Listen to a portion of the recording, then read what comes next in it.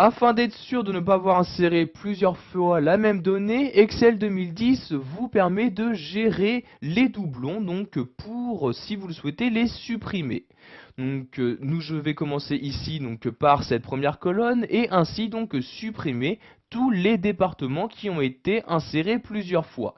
Donc pour ce faire, vous devez tout d'abord sélectionner une cellule de cette colonne-ci, puis vous rendre en haut dans le ruban et cliquer ici sur l'onglet Données.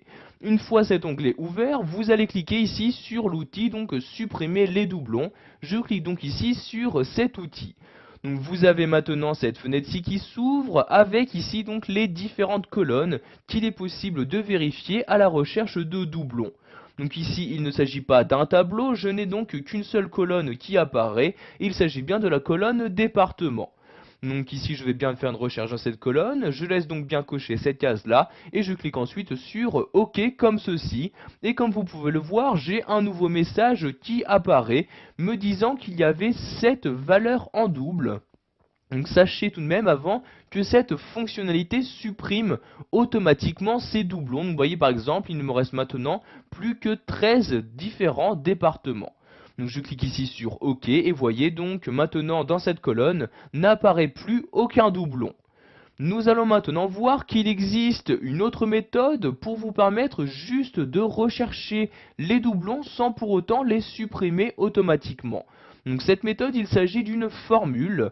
Donc avant de pouvoir l'utiliser, vous devez bien faire attention à avoir trié donc vos données dans l'ordre alphabétique ou analphabétique comme vous le souhaitez.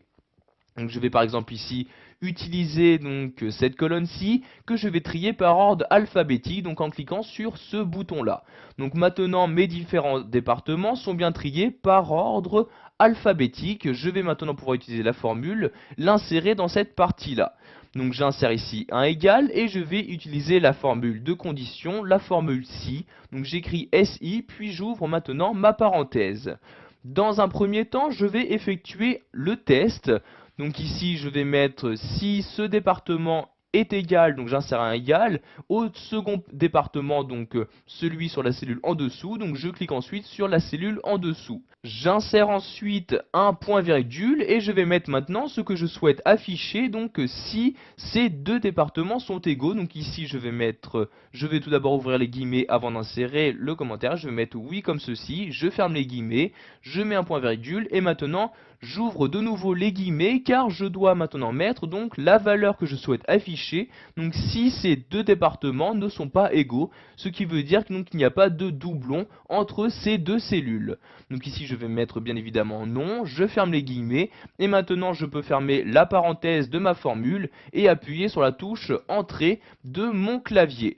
Donc comme vous pouvez le voir, par exemple, entre ces deux premiers départements, on m'affiche non, ce qui veut dire qu'ils ne se ressemblent pas. En effet, donc, il n'y a pas de doublon entre ces deux cellules. Je vais maintenant étendre cette formule afin de l'appliquer donc sur tous les départements présents dans ma colonne. Je sélectionne donc la cellule en question, puis je l'automatise de manière générale comme ceci, donc en cliquant ici sur le bouton, et en maintenant le clic de ma souris, je descends donc tout en bas de mon tableau comme ceci. Je lâche ensuite le clic de ma souris.